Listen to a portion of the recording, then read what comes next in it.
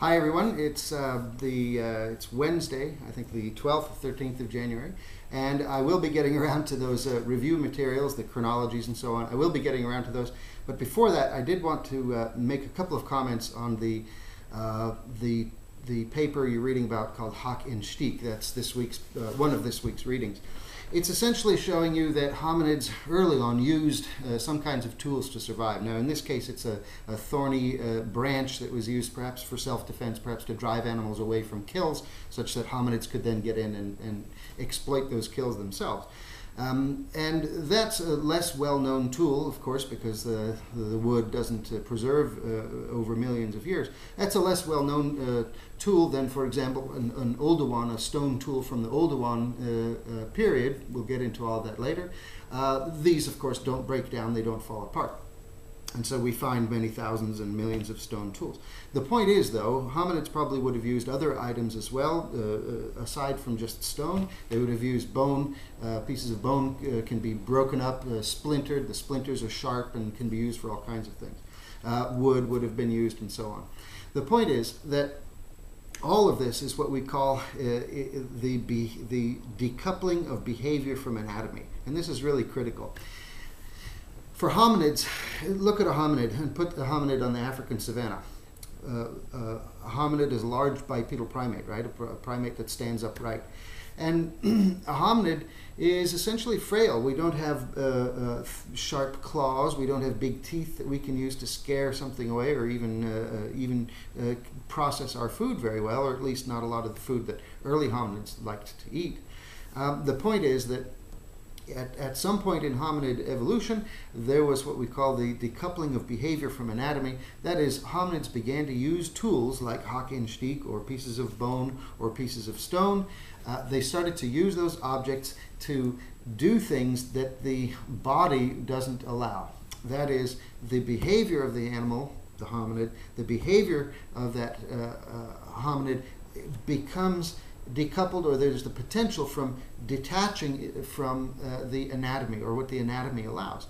A crocodile has a very distinctive anatomy that is very effective for the very small range of things that it does. It catches fish, right? Its teeth are long pointed teeth, and they're meant to puncture and apprehend a fish, and then they throw their head back and they swallow it.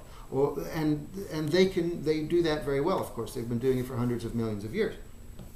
But they are in an essential way constrained by their anatomy, or their behavior is in an essential way constrained by their anatomy. There's not a whole lot more they can do.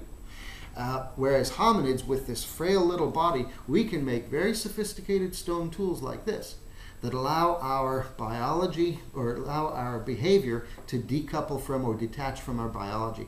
I cannot, if I were to somehow kill an animal or find an animal laying on the savannah, I cannot take that animal apart with my bare hands. Again, early hominids too didn't have claws, didn't have big slashing teeth like lions or other big carnivores.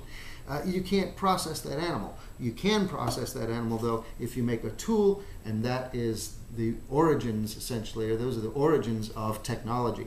Technology, or a tool, is anything that is moved or used by a hominid. Another way to define it is that it is something used to make the outcome of some behavioral event more likely. That is, or more efficient. That is, if I want to take apart this animal, yes, I suppose you could rip the meat piece by piece from the carcass of an animal, but that would only work so well. To make it more likely and to make it more efficient, we use tools. Pieces of stone like this. This is a Mousterian point, a stone point made by a Neanderthal. Now, right now we're looking at early hominids in Africa. I'm just giving you that as a background, as a sort of a refresher for any of you. But of course, those hominids eventually leave Africa, and we'll see them leaving Africa very quickly next week. They eventually leave Africa, and they enter into what we would today define as Europe. And over a long evolutionary time, they in fact evolve into what we call Neanderthals. So they do all of that, and we're going to look at all of that, and we're going to look at a lot of the bones of Neanderthals to understand from the skeleton what can be learned about their behavior. But keep in mind the way that they're surviving. The way that they survive, although the physical body is important, the Neanderthals were built with characteristics, anatomical characteristics that make survival more likely. Although they survived through their anatomy to a degree, their survival is largely due to, and in fact dependent on, the use of tools. Oftentimes those tools are stone, like this point, or the points that you read about in the paper about Greece. Those are stone tools. Those are objects used to decouple behavior from anatomy. That is a really critically important point in all hominid studies. And you can see, in fact, the evolution of humanity. One way to look at it would be through the increasing ways in which we've been able to decouple behavior from anatomy.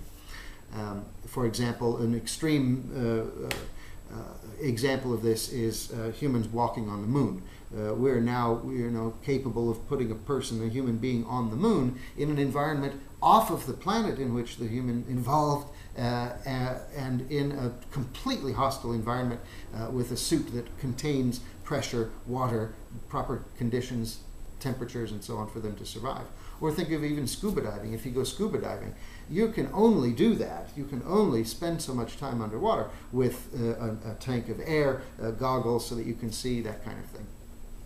That's the coupling of behavior from anatomy. Hominids used it. Hominids continue to use it. We are hominids. It begins in East Africa with, in Africa with rather simple stone tools like this, and it continues into the Mousterian and the other Neanderthal periods with tools like this. So, just something to think about when you look at the article on Haak and Steek for this week's reading. All right, I will talk to you again in a couple of days.